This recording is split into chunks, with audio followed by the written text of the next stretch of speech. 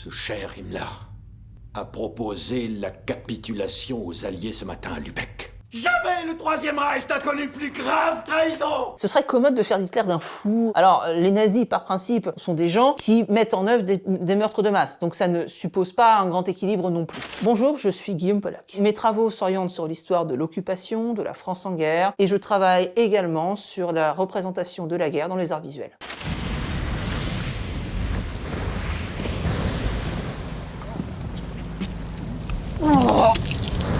Avancez vite et évitez les trous de mortier. Protégez vos armes du sable. Je veux des actions nettes.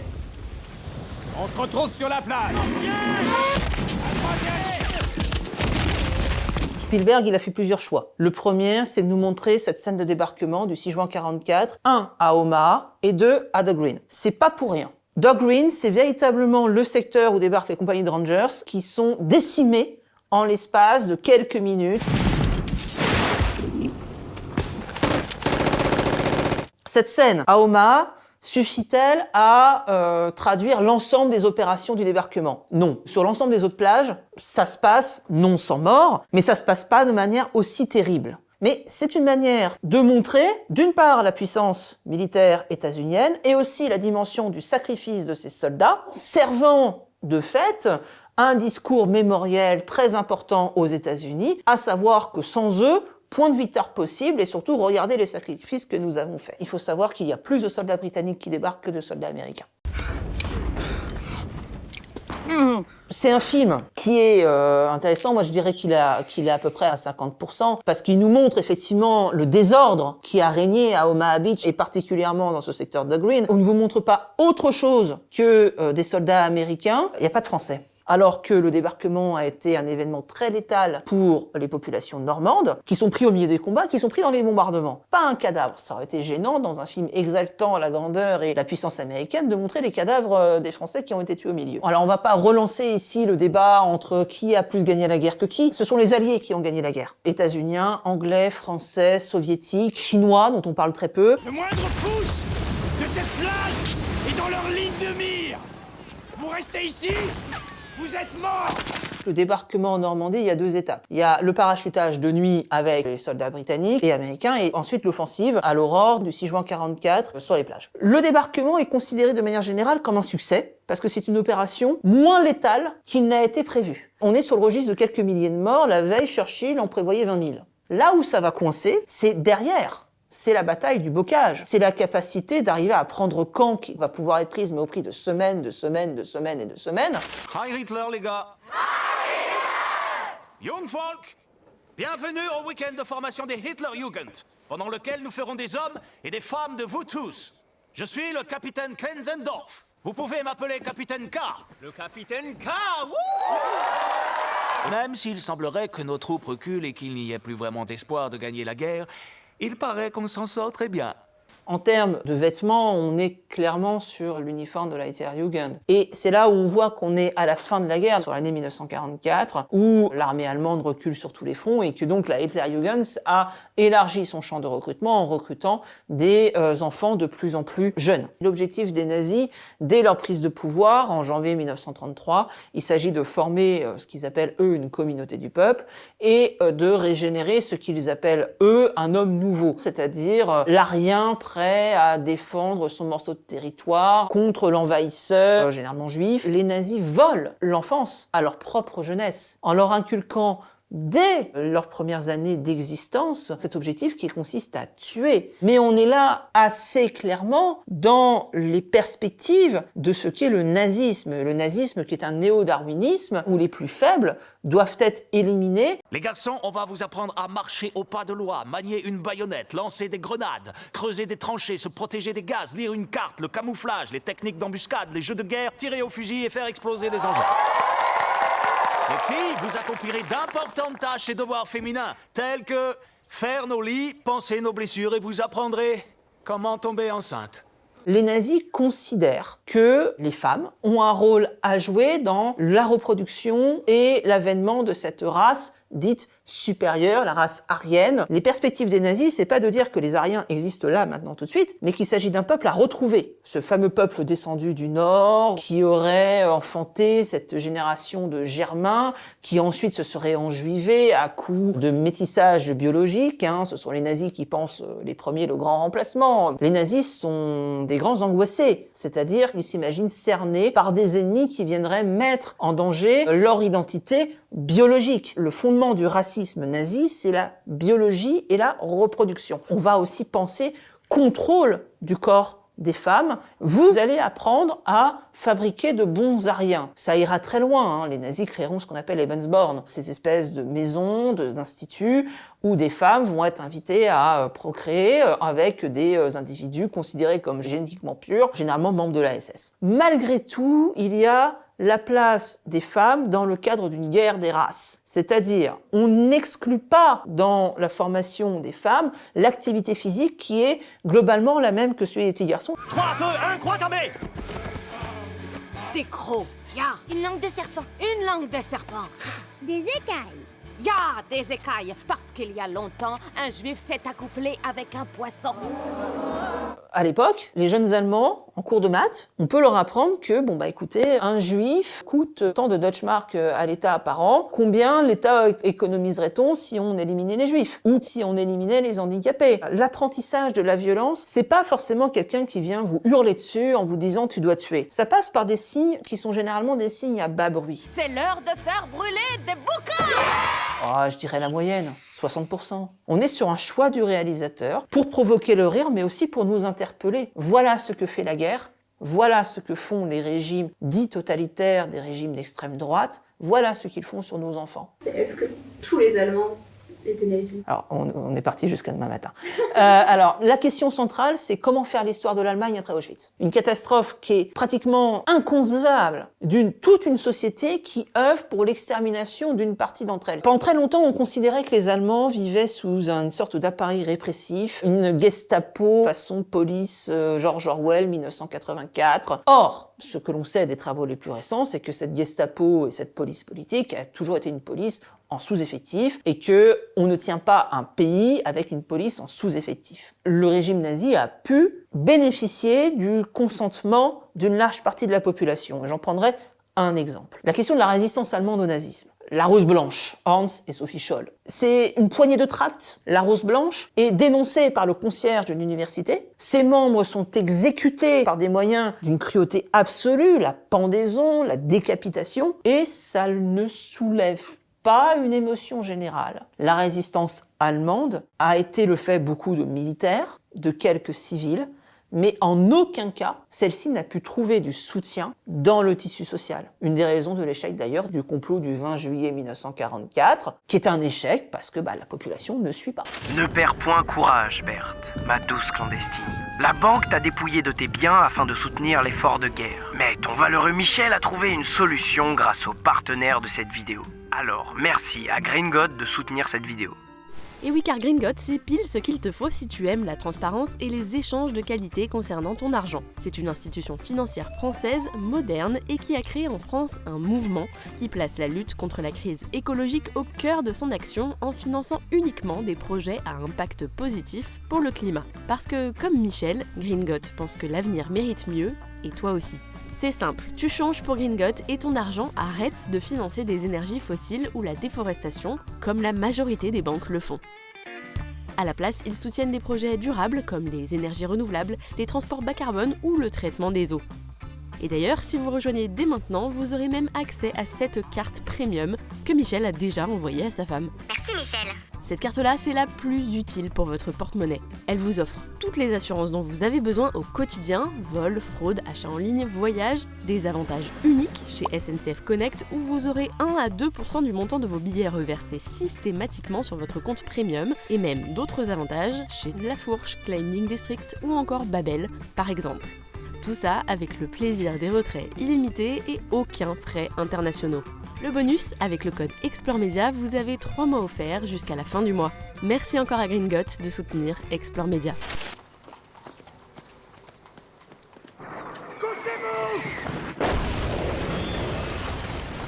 Il faut coûte que coûte repousser toutes les troupes soviétiques qui progressent au nord et à l'est pour les empêcher d'entrer dans le périmètre défensif. Mais mon Führer, la 12e armée marche vers l'ouest en direction de l'Elbe.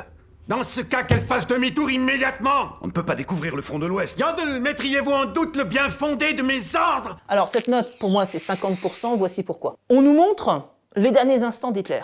Mais on adopte une sorte de lecture selon laquelle il y aurait Hitler et autour de lui des généraux complètement apeurés. Négligeant au passage que l'État nazi, c'est certes le Führer, mais qu'autour de lui, l'État demeure et demeure jusqu'au bout. Il n'y aurait pas eu de Troisième Reich sans Hitler. Ce qui ne fait pas d'Hitler le seul décisionnaire. Himmler, ce cher Himmler, a proposé la capitulation aux Alliés ce matin à Lübeck. Pourquoi diable fallait-il que ce soit Himmler? Le plus fidèle d'entre tous. Alors, qui est Himmler? Déjà, c'est une des personnalités les plus importantes du Reich. Chef de la SS, il est à la tête de la mise en œuvre du processus génocidaire, et surtout un fidèle parmi les fidèles pour Hitler, qui s'en va tenter de négocier avec les Alliés, littéralement pour ses propres intérêts. C'est un proche Hitler depuis plusieurs années, pratiquement depuis les débuts. Donc, effectivement, c'est vécu comme une trahison interne à l'État. Jamais le Troisième Reich n'a connu plus grave trahison! Il faut être fou allié pour faire ça. Pour légitimer son initiative, il prétend que je suis malade, ou peut-être mort! Ce serait commode de faire d'Hitler d'un fou. Alors, les nazis, par principe, sont des gens qui mettent en œuvre des meurtres de masse, donc ça ne suppose pas un grand équilibre non plus. Cependant, faire d'Hitler un fou, c'est oublier que, oui, mais Hitler, il y a un itinéraire de construction de haine d'un artiste peintre raté, ce n'est personne. Et qui, s'engageant en politique, découvre qu'il a un art oratoire jusqu'à instrumentaliser les haines les plus profondes et arriver à la tête du Reich. Estimer que les gens qui commettent des meurtres de masse sont des gens fous, dingues, c'est oublier finalement que ce type d'escalade a été porté par des femmes et des hommes qui sont tout ce qu'il y a de plus humain. Ils ne sont pas en dehors de l'humanité. Mon Führer, le moment est mal choisi, mais il nous faut des instructions précises au cas où l'on viendrait à manquer de munitions. Je n'accepterai jamais de capituler, jamais.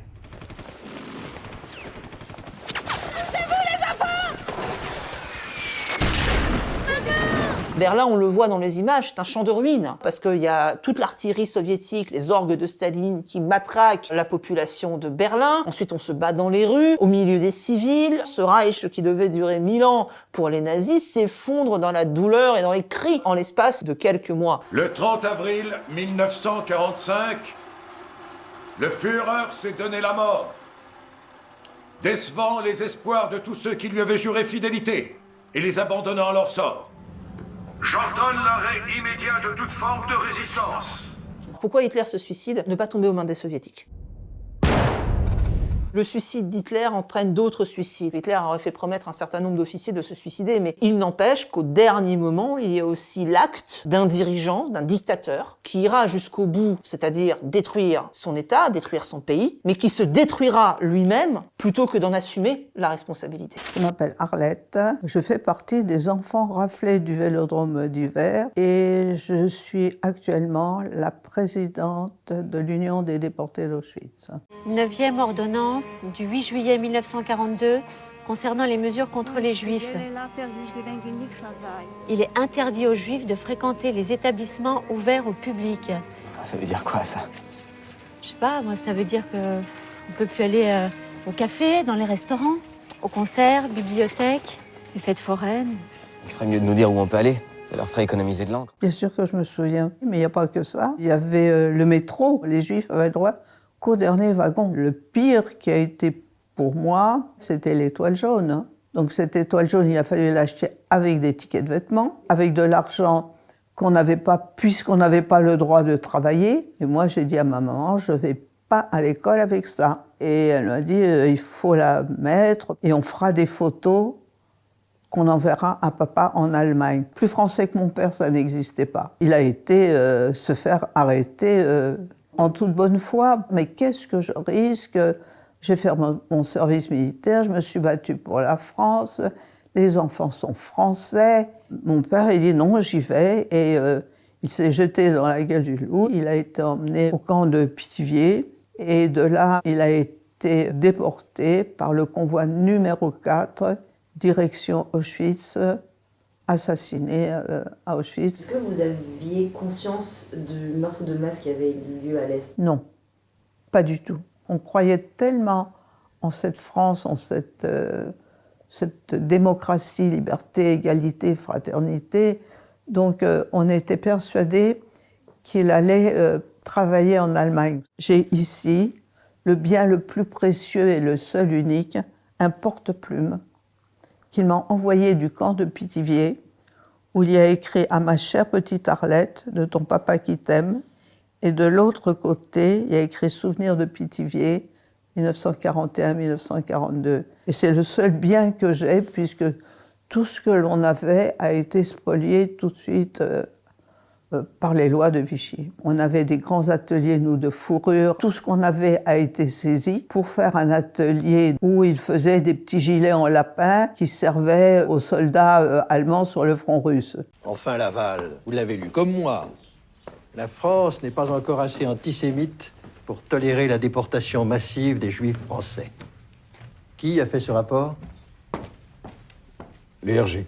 Pétain dit « Les Français ne sont pas assez antisémites ». L'antisémitisme avant 1939, eh bien, il se répand le plus dans les sphères d'extrême droite. C'est l'Action française, des auteurs comme Louis-Ferdinand Céline, Pétain lui-même, est antisémite. Le régime de Vichy qu'il a fondé est un régime d'extrême droite, réactionnaire, xénophobe, raciste, antisémite. Les Français ne sont pas prêts. Pourtant, les préfectures croulent sous les lettres de dénonciation, de plus savoir quoi en faire. On ne peut pas déporter les Israélites français de souche. Le peuple ne l'accepterait pas. Cette idée selon laquelle les Français auraient massivement dénoncé parce que finalement tous collaborateurs, voire pro-nazis, est une idée fausse. C'est un mythe. Pendant très longtemps, on a pu parler de millions de lettres antisémites, de dénonciations qui arrivaient dans les préfectures. On a, si on prend le Grand Commissariat Général aux questions juives, c'est 3000 lettres de dénonciation. 70% des lettres sont des lettres anonymes. Les Français ne sont pas des nazis en puissance. Le groupe collaborationniste de Marcel Déat, au Rassemblement National Populaire, ce sont des groupuscules. Pareil, le Parti Populaire Français de Doriot, ce sont des groupuscules. Alors profitons-en. Expulsons les apatrides. En ce qui me concerne, je ne serais pas déshonoré si je devais les déporter vers ces nouveaux territoires que les Allemands sont en train de créer à l'Est. Une idée reçue, là aussi véhiculée par un certain nombre de gens, c'était que finalement Vichy aurait sacrifié d'abord les Juifs étrangers en essayant de sauver les Juifs français. C'est faux. Pendant la première phase de déportation jusqu'à l'été 42, 10,5% des déportés sont des Juifs français. À la fin de la guerre 44, c'est la moitié. C'est un argument de défense qui a été utilisé par Pierre Laval lors de son procès en 1945. J'ai fait de ce que j'ai pu, j'ai essayé de sauver les Juifs français. En quoi tuer des étrangers, c'est finalement nous rendre plus innocents que si on avait tué des Français. Je ne sais pas si on se rend compte du caractère ignoble de l'argument. La rafle du Vélodrome d'hiver, 4000 enfants vont être arrêtés, 3000 sont des enfants français. En zone occupée, votre police rafle elle-même. Sous notre entière autorité. 24 000 Juifs pour le Grand Paris, c'est le quota qu'il nous faut. Pour les enfants, nous pensions vous les confier le temps de... Impossible. Nos services sociaux seraient débordés. Non. Le mieux serait que les enfants suivent leurs parents. Ils ont été au devant des demandes des Allemands. Les Allemands n'étaient pas prêts du tout. Les fours crématoires n'étaient pas prêts à Birkenau. Donc, ils voulaient uniquement des adultes d'abord. Et c'est Vichy qui, au moment de la rafle du Vélodrome d'hiver, va mettre à la disposition des Allemands l'ensemble de ses moyens pour que cette rafle puisse aboutir. Vous devrez vous présenter aux adresses indiquées dès 4 heures du matin. Tout juif inscrit sur les listes devra quitter le domicile. Vous procéderez avec rapidité et sans parole inutile. Le bien ou le mal fondé de ces arrestations n'ayant pas à être discuté. Les enfants aussi? Revenez! Tais-toi!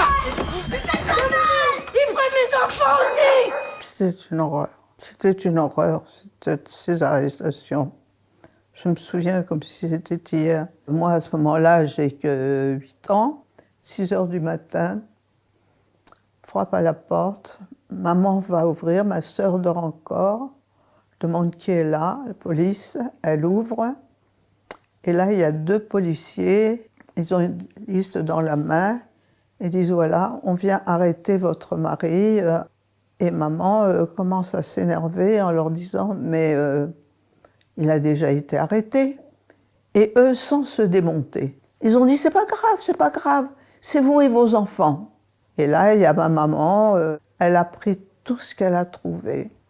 Tabouret, un vase en cristal, des meubles. Elle s'est battue, elle ne voulait pas se laisser arrêter. Puis on nous a entassés dans ces horribles autobus qui nous attendaient. Les enfants criaient, pleuraient, et on est parti direction le Vélodrome d'hiver. On arrête 13 000 femmes, hommes, enfants en l'espace de quelques heures pour les parquer à Drancy ou Veldiv. C'est une catastrophe absolue. Mais 13 000 sur 24 000. Inutile de se voiler la face, c'est un échec. Sauf votre respect, monsieur le secrétaire général. 13 000 personnes, vous appelez ça un échec? Il manque juste 10 000 juifs. Dès la première matinée du 16 juillet 1942, on considère que la rafle du Veldiv est un échec, puisqu'on n'a pas atteint les quotas. Eh bien, ce sont des Français et des Françaises qui, d'eux-mêmes, ont sauvé ce qui pouvait l'être. Moi, j'ai pas vu une infirmière. Et je sais qu'il y en a une, mais moi, j'ai pas vu. Voilà, c'était comme ça.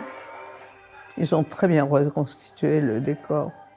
C'est du 100%, c'est comme ça. Oui, c'est vrai. Vous pouvez même pas imaginer ce que c'est. Vous savez, l'enfer de Dante, c'est rien à côté de ce qu'il y avait là-bas. On n'avait pas d'eau, il n'y avait pas de toilette, il n'y avait rien. Des gens, pudiquement, faisaient leurs besoins contre le mur. D'autres les cachaient avec une veste ou un drap, enfin avec quelque chose. Mais le caca et le pipi, ça coule dans les marches. Et puis il y a une chose qu'on ne sait pas quand on vient d'avoir 9 ans. Moi, personne ne m'avait raconté qu'il y avait les règles. Et moi, je vois ce sang partout, mélangé aux excréments.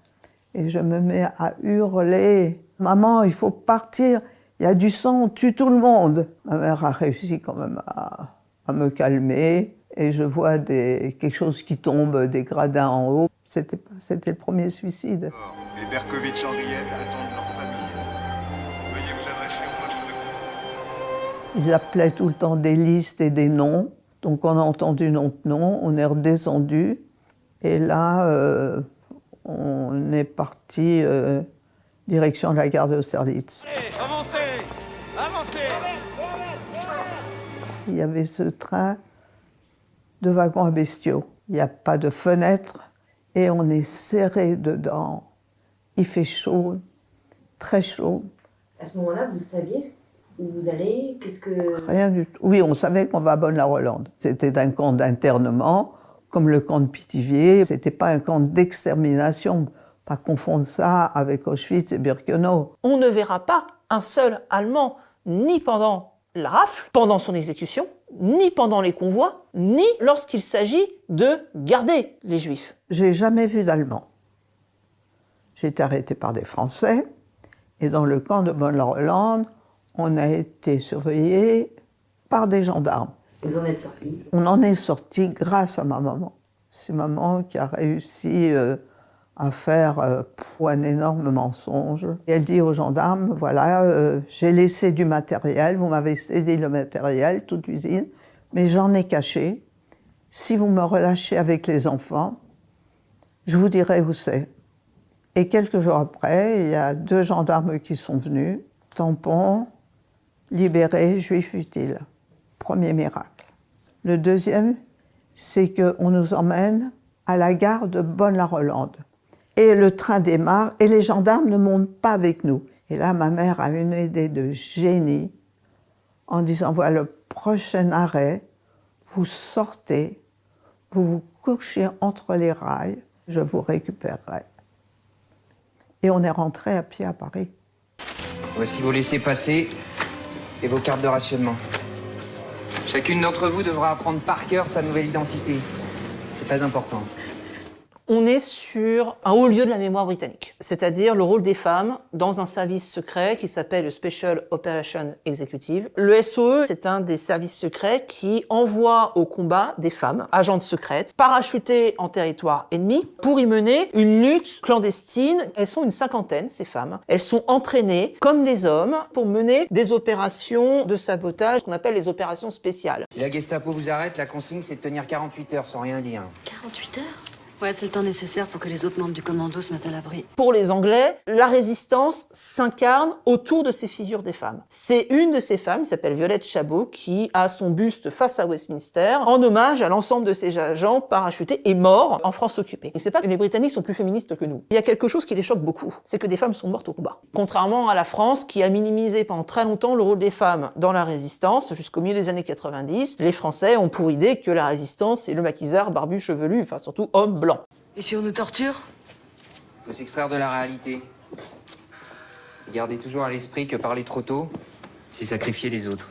Une partie de la mémoire de la résistance, c'est cette figure du résistant qui ne parle pas. Sauf que cette figure, elle est fausse. On a quelques-uns qui tiennent, mais la plupart du temps, les Allemands mettent en œuvre des violences qui font que assez rapidement les personnes craquent. En dernier recours, il vous reste ça. C'est du cyanure? Ouais. Cachez-le soigneusement sur vous et en cas de besoin, croquez-le. Le poison agit en 5 minutes. On a porté pendant très très longtemps, après la guerre, des jugements très péremptoires contre des résistants ou des résistantes qui ont craqué sous la torture. Certains sont même passés en procès. Ils ont très vite été assimilés à la figure du traître. Mais qui sommes-nous pour porter un quelconque jugement à partir du moment où ni vous ni moi ne pouvons prétendre que nous nous tairons sous la torture? Bien passé, Champ bitte?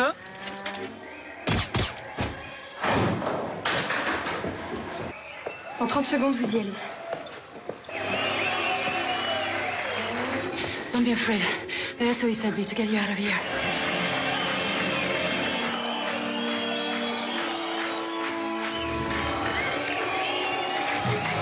Globalement, ce qui se passe là, c'est tout ce qu'on dit aux agents du SOE de ne surtout pas faire. Puisque l'objectif des réseaux SOE, c'est de durer, ralentir l'arrivée des renforts allemands sur le front de Normandie et donner le temps aux troupes qui débarquent de la mer d'établir une solide tête de pont autour de la Normandie pour résister à la contre-attaque. On leur demande pas autre chose, on leur demande pas de renverser tout seul le cours de la guerre, de tuer 25 Allemands au mètre carré, etc. J'ai travaillé sur ces réseaux SOE, donc je suis content de les voir mis à l'écran. Après, la situation est assez peu crédible, la mission est assez peu crédible. Bon, je dirais 30-40% vraiment maximum. Ce type d'opération où on va tirer, tendre des embuscades, ça a pu exister. On a par exemple dans le Nord un réseau qui est du SOE, justement, qui s'appelle Sylvestre Farmer, qui est spécialisé dans le sabotage complètement décomplexé.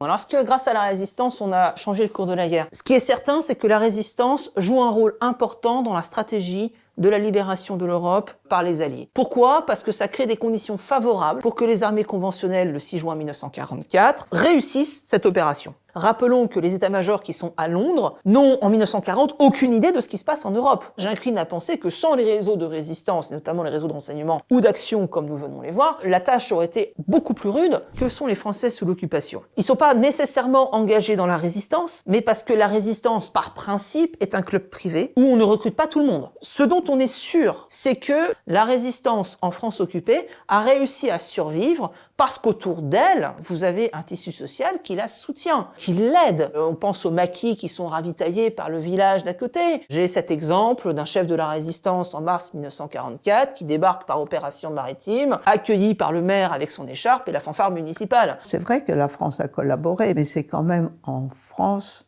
où on a sauvé le plus d'enfants juifs de toute l'Europe. Et un jour, je me souviens très bien, une brave femme est venue, qui nous ont sauvés. Ces gens, vous savez, c'est ce qu'on appelle les justes parmi les nations. Ces gens nous ont sauvés, ils ne nous ont pas posé de questions. Avant que notre armée soit définitivement dévastée, il est temps à présent de négocier pour tenter d'obtenir les meilleures conditions possibles. Hitler ne nous imposera rien d'inacceptable. Je le crois conscient de ses propres faiblesses, il sera raisonnable. Mais quand comprendrons-nous enfin la leçon? Quand comprendrons-nous enfin la leçon? On ne peut pas discuter avec un tigre quand on a la tête entre ses deux mâchoires! Quand il dit, voilà, cette espèce de mâchoire, il fait évidemment référence aux troupes britanniques qui, au même moment, se trouvent à Dunkerque, complètement encerclées, et qu'il en faut de très très peu pour qu'elles ne soient pas anéanties. Les heures sombres, c'est un film qui nous présente en fait ces espèces d'heures entre le moment où Churchill devient Premier ministre, il y a ce retrait de l'armée britannique à Dunkerque à partir du 26 mai jusqu'au 4 juin 1940, et autour de Winston Churchill, vous avez ce cabinet de guerre. Et ce que nous montre cette scène, eh bien, ce sont l'ensemble des tensions qui existent au sein de ce cabinet de guerre. Faut-il ou non négocier avec les nazis? Je refuse de vous laisser passivement faire en sorte qu'une nouvelle génération de jeunes hommes meure pour obéir à votre orgueil sans limite. Alors, la personne qui s'exprime en premier là, c'est Lord Halifax. Halifax n'est pas pro-nazi. Il faut épargner au maximum la vie des soldats britanniques. On est 20 ans après la Première Guerre mondiale. Les poilus qui avaient 20 ans dans les tranchées de la Première Guerre mondiale, ce sont les mêmes à qui vous redemandez 20 ans plus tard de vous réengager dans une guerre. Oui, mourront comme des agneaux sans se battre. Les Dardanelles ne vous ont pas suffi. Comment osez-vous? Hitler n'a aucune envie de négocier. Hitler vise la conquête du continent. Plus tard, il visera l'invasion de l'Angleterre. Churchill, finalement, j'oserais dire que la suite lui a donné raison. Mais Churchill, quand il prend cette décision de dire non, il faut continuer, c'est une position qui est extrêmement courageuse à ce moment-là, puisque son armée est en passe d'être détruite, lui-même est arrivé au pouvoir dans une situation pas tout à fait solide, le soutien du roi ne tient qu'à un fil, donc Churchill doit convaincre. Nous nous battrons en France. Nous nous battrons sur les océans et sur les mers. Nous nous battrons avec une force et une confiance chaque jour plus grande là-haut dans les airs. Nous allons défendre notre île. Nous la défendrons quel que soit le prix à payer. Oui, oui. Nous ne nous rendrons jamais. Encore une fois, je suis peut-être pas très objectif sur ce film, c'est un de mes préférés. Ça se met pas de mettre la meilleure note, on va dire 80%. Mais encore une fois, en toute subjectivité, on est là sur quelque chose qui est finalement assez bien retranscrit, et c'est un discours qui est radiodiffusé. We shall fight on the beaches. We shall fight on the landing grounds. C'est un des 3 grands discours de Churchill entre mai et juin 1940. Alors, qu'est-ce qu'il pense du nazisme? Churchill, évidemment, c'est l'ennemi absolu à abattre. Churchill n'hésitera pas une seule seconde à s'allier avec l'URSS en juin 1941. On lui prêtera une phrase de « s'il fallait s'allier avec le diable pour abattre le nazisme, je descendrai moi-même en enfer ».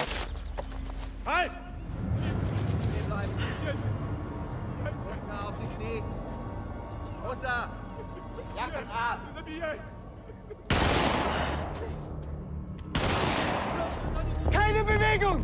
Keine Bewegung! Was machen Sie hier? J'ai parfaitement le droit, je suis journaliste américaine. Et vous, qu'est-ce que vous faites ici, jeune homme? Un soldat allemand sur le sol polonais? Ce qui est intéressant sur cet extrait, c'est en fait, historiquement, l'invasion de la Pologne commence par ce qu'on appelle l'incident de Glavitz, c'est-à-dire une opération montée de toutes pièces par les nazis pour faire croire qu'en fait, ils sont envahis eux-mêmes et attaqués eux-mêmes par la Pologne. Les nazis font sortir une douzaine de prisonniers des camps de concentration qui existent depuis 1933. Ils les déguisent en soldats de l'armée polonaise, ils les amènent proche de la frontière et ils les tuent. Et ensuite, ils font venir des journalistes pour expliquer que regardez, l'armée polonaise nous a envahis, donc nous sommes en droit de nous défendre. On est quelques jours, on est la veille de l'offensive, le 30 août 1939. Alors évidemment, aucun journaliste n'a assisté à cette scène d'exécution. Le monde a détourné les yeux de la concentration de troupes allemandes le long de la frontière germano-polonaise et de la menace d'Hitler de prendre Danzig par la force. Les Polonais ont des vélos, les Allemands ont des chars. Ne vous y trompez pas, le parti nazi est un maître de l'illusion. Et la plus grande des illusions est de faire croire qu'il négocie sérieusement la paix. Beaucoup de choses à dire sur cet extrait. Il y a pas mal de stéréotypes qui sont à l'œuvre. D'une part, le monde qui serait aveugle face à la montée de la menace hitlérienne, depuis le pacte germano-soviétique et depuis la montée des tensions, et depuis que Hitler a clairement identifié l'objectif de Danzig comme un objectif militaire. C'est, pour ainsi dire, son premier discours qu'il fait dans une brasserie de Munich au moment où il devient un personnage politique. Ce que nous faisons survivra pour des milliers et des milliers d'années.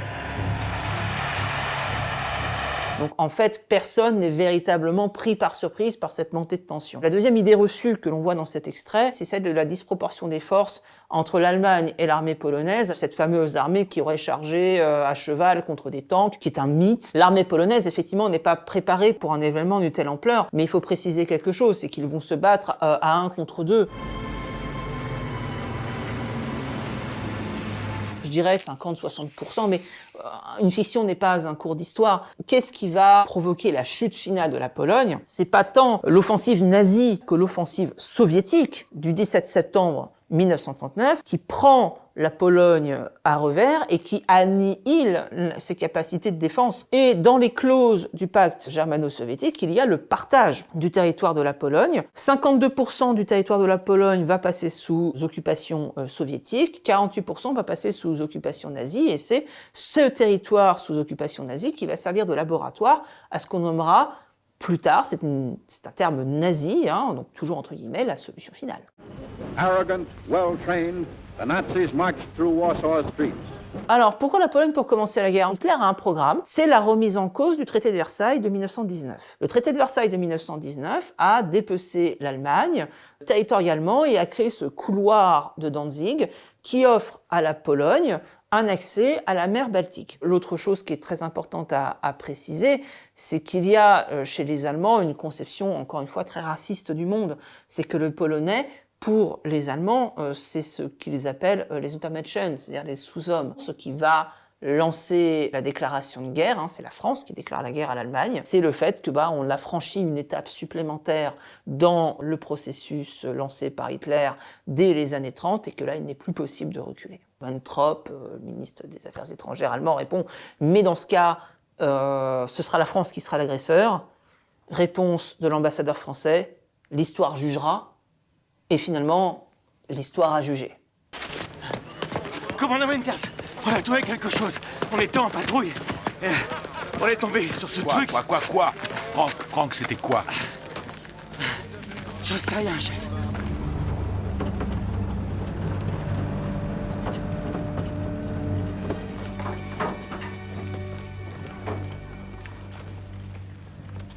Cette découverte, elle est une découverte pour le soldat qui va libérer Auschwitz ou Mauthausen. À l'échelle des états-majors, on a l'information. On a des photos aériennes d'Auschwitz. Il est assez aisé de deviner qu'est-ce qu'il s'y passe. Il dit que les gardiens sont partis ce matin, chef. Mais avant, ils ont incendié des baraquements avec des prisonniers dedans. Ils n'avaient plus assez de munitions pour tous les prisonniers, alors ils ont tué le plus d'hommes possible avant de quitter le camp. Cette découverte des centres de mise à mort est aussi la découverte des ruines des centres de mise à mort. Les nazis se sont efforcés eux-mêmes de dissimuler leurs crimes en dynamitant leur chambre à gaz. C'est un mensonge. L'extermination a bien eu lieu. Mais les nazis ont mis tout en œuvre pour que ce négationnisme existe. C'est horrible.